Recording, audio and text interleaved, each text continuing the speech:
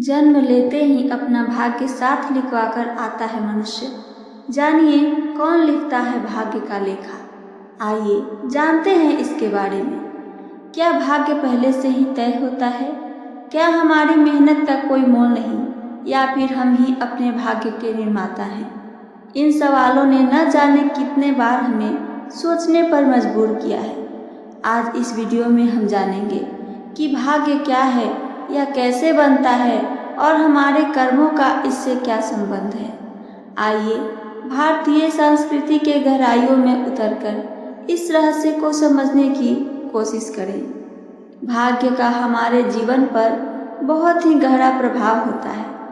इस संसार में मनुष्य जब जन्म लेता है तो अपना भाग्य साथ ही लिखवा कर आता है। ऐसा हमारी भारतीय संस्कृति मानी जाती है। भाग्य कौन लिखता है, यह कैसे बनता है, आदि प्रश्न हमारी जिज्ञासा को बढ़ाते हैं। ऐसा कोई भी व्यक्ति विशेष ऊपर आसमान में है?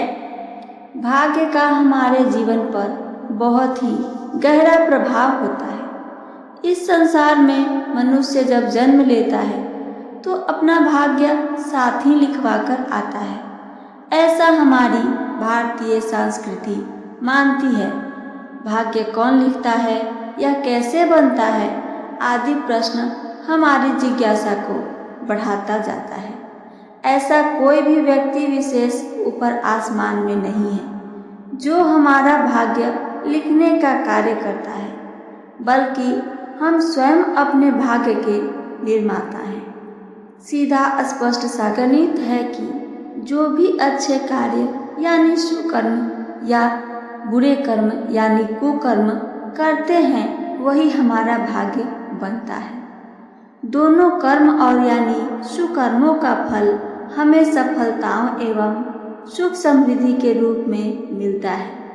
इसके विपरीत कुकर्मों का फल हमें असफलता व कष्ट परेशानियों के रूप में मिलता है। कुछ कर्मों का फल हम इसी जन्म में भोग लेते हैं और कुछ शेष बच जाते हैं।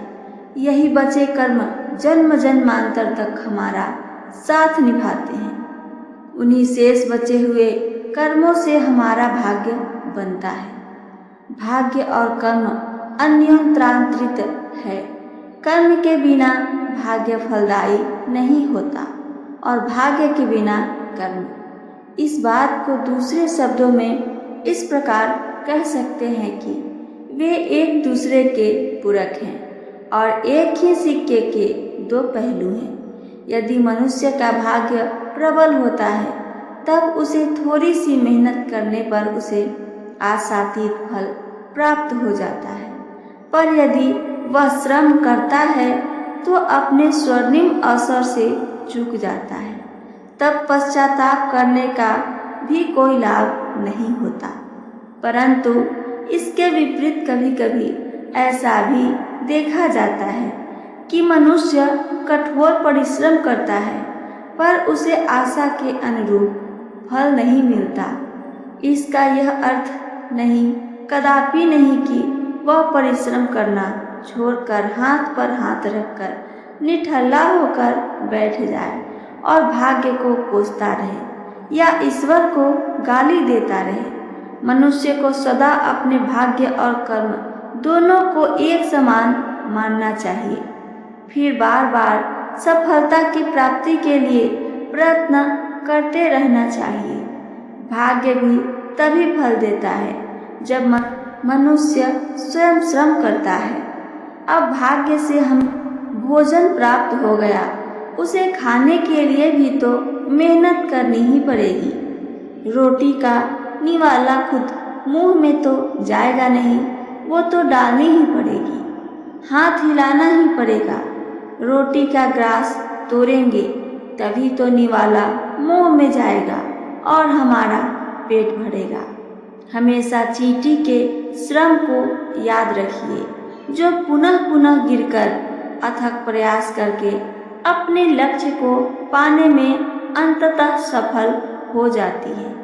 इसी तरह हम अपनी बार बार ईमानदार कोशिश से असफलता को पुनः सफलता में बदल सकते हैं।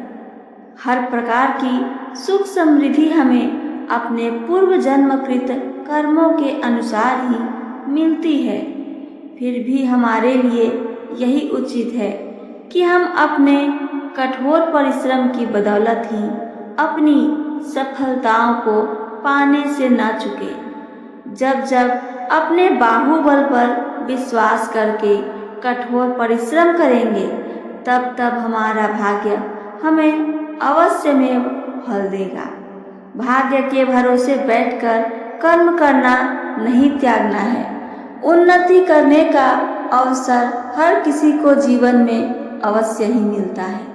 शर्त बस यही है कि उस अवसर की प्रतीक्षा करते हुए हमें अपने हाथ पर हाथ रखकर कभी नहीं बैठना चाहिए, बल्कि भविष्य को सुखद बनाने का सार्थक प्रयास हमेशा करते रहना चाहिए।